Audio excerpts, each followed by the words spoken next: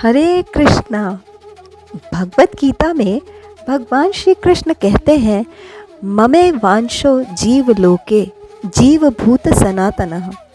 यानी सारी सृष्टि मेरा अंश है और यह संसार भगवान में समाहित है।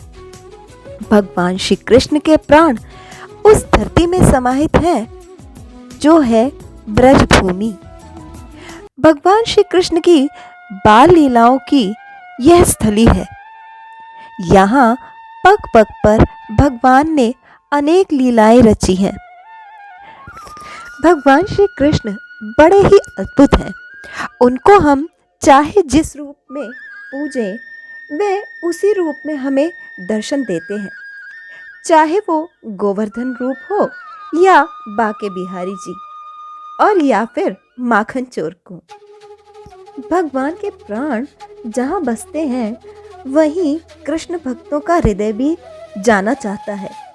और हम आज उसी ब्रज भूमि जो कि 84 कोस तक फैली है उसकी यात्रा शुरू करने जा रहे हैं, ताकि जहाँ जहाँ भगवान श्री कृष्ण ने लीलाएं की हैं उन्हीं स्थानों का हम दर्शन कर भगवान की लीलाओं का स्मरण कर सकें।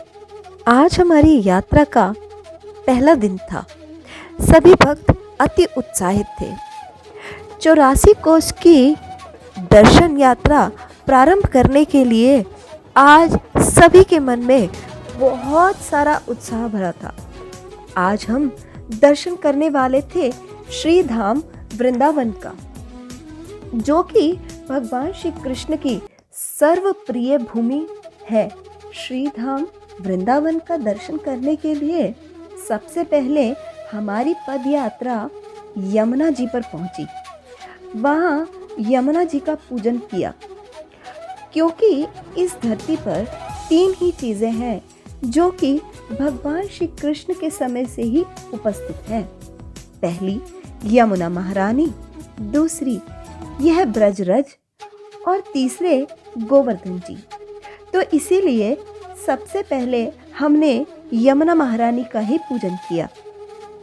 इसके पश्चात हमारी वृंदावन दर्शन की यात्रा शुरू हुई। यमुना पूजन के पश्चात हमारी यात्रा आगे बढ़ने लगी और सबसे पहला पड़ाव आया कालियादह, जो कि भगवान श्री कृष्ण की लीला स्थलियों में बहुत ही महत्वपूर्ण है, जहां भगवान श्री कृष्ण ने कालिया नाम के भयानक नाग का मर्दन किया और उसे यमुना से भगा दिया। यहाँ हमने 5000 वर्ष पुराने कदम्ब के वृक्ष के दर्शन किए। भगवान ने इसी वृक्ष पर चढ़कर यमुना में कूदकर कालिया का दमन किया। इसके बाद हम राधा मदन मोहन जी के मंदिर गए।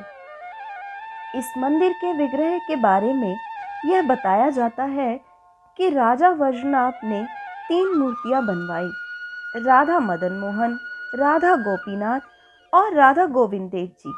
मूर्तियों की अलग अलग अंग भंगिमाएं भगवान श्री कृष्ण से मिलती जुलती हैं। जैसे मदन मोहन जी चरणों से लेकर कमर तक भगवान की तरह दिखते हैं और गोपीनाथ जी कमर से लेकर कंठ तक भगवान की तरह दिखते हैं और गोविंद देव जी का मुख भगवान श्री कृष्ण से काफी हद तक मिलता है।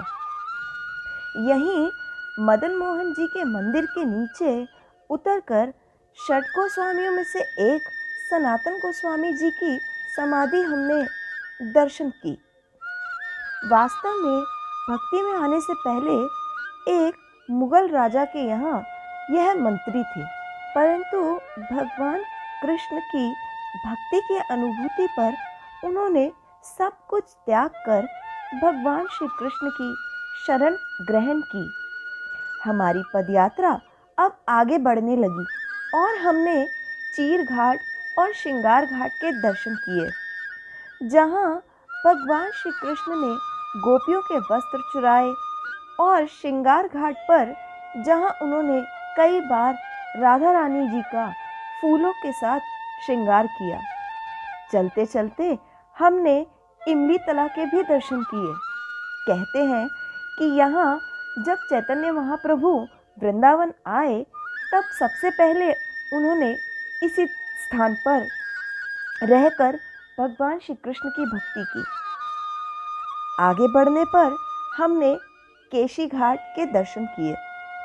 केशी एक बहुत ही विशालकाय राक्षस था जिसका स्वरूप घोड़े का था और बहुत ही शक्तिशाली था और उसके केश एक तलवार की तरह कार्य करते थे।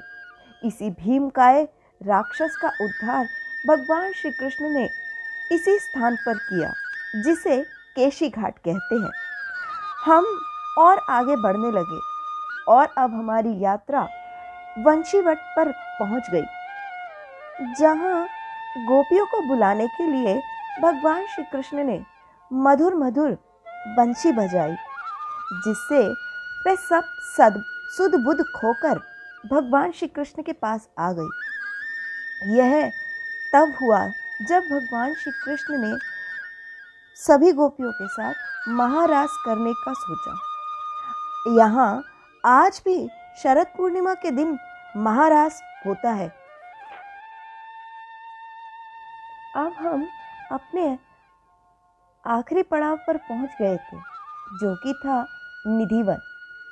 यह भगवान की नित्य लीला स्थली है और यहीं पर भगवान बांके बिहारी को अपनी भक्ति से प्रकट करने वाले स्वामी श्री हरिदास जी की समाधि है। यहाँ नित्य श्रृंगार रात्रि में रखा जाता है और यह सामग्री सुबह ऐसी मिलती है जैसे किसी ने इसका इस्तेमाल किया हो। इसके पश्चात हमने अपने परम प्रिय श्री बांके बिहारी जी के दर्शन किए और हमारी पहले दिन की यात्रा को विराम दिया ताकि हम दूसरे दिन की यात्रा की तैयारी कर सकें। अगले दिन की यात्रा के लिए आप सब भी तैयार हैं ना?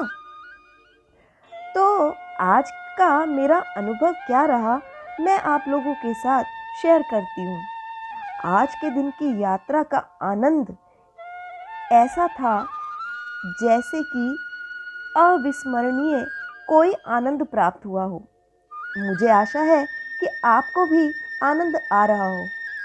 तो आज के लिए इतना ही। अगले दिन की यात्रा के साथ फिर मिलेंगे। हरे कृष्णा।